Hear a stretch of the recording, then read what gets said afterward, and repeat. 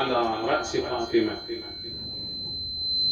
ثم استدعى عليا سلام الله عليه وأخذ من ذلك الماء الذي قرأ عليه آية من القرآن الكريم ونفضه على رأس علي، ثم قال بسم الله الرحمن الرحيم، وضع يده بيد علي وهو يقول يا علي هذه والله فاطمة، يعني هاي الوديعة اللي رب السماء خلاها عندي الآن أنقلها وين أخليها عندك.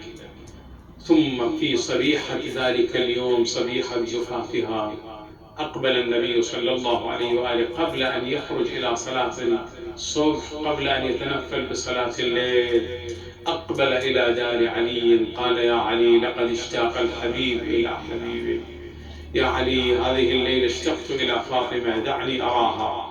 يقول دخل أمير المؤمنين سلام الله عليه ودخل على السيدة الزهراء قال يا ابنة رسول الله إن أباك يطلبك. يقول قامت متجلبلة بجلبابها تطأ بأطراف ثوبها أقدامها، وهي كلما خطت خطوة باتجاه النبي صلى الله عليه وآله كان يتفصل جبينها عرقا، حتى إذا قربت حياء من رسول الله سقطت على وجهها. قام النبي صلى الله عليه وآله مقيلا عثرتها بني وقاك الله العثرة. أقول له يا رسول الله يا ليت عينك ناظرة وهي بين الحائط والباب لهفي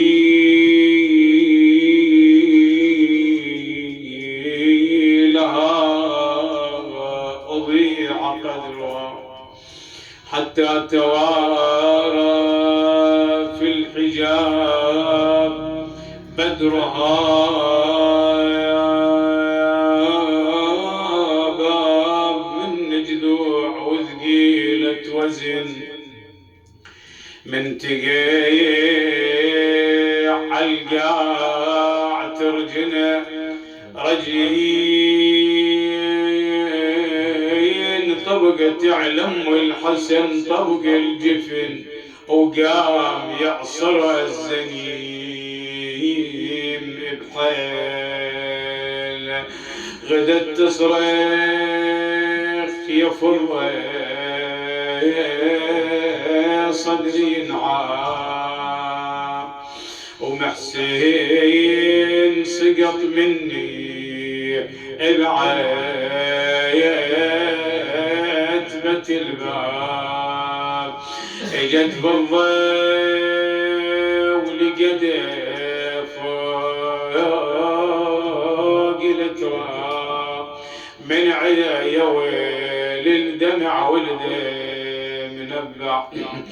أوصت أمير المؤمنين بجملة من وصايا قالت يا ابن الحسن ادفني ليلا إذا نامت العيون وهدأت الأصوات ولا يحضر جنازتي أن آذاني وآلمني.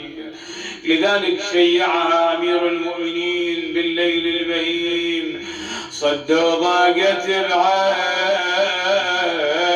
الوسيعة نادى يا رسول الله الوديع ردد لي والمولى سريع.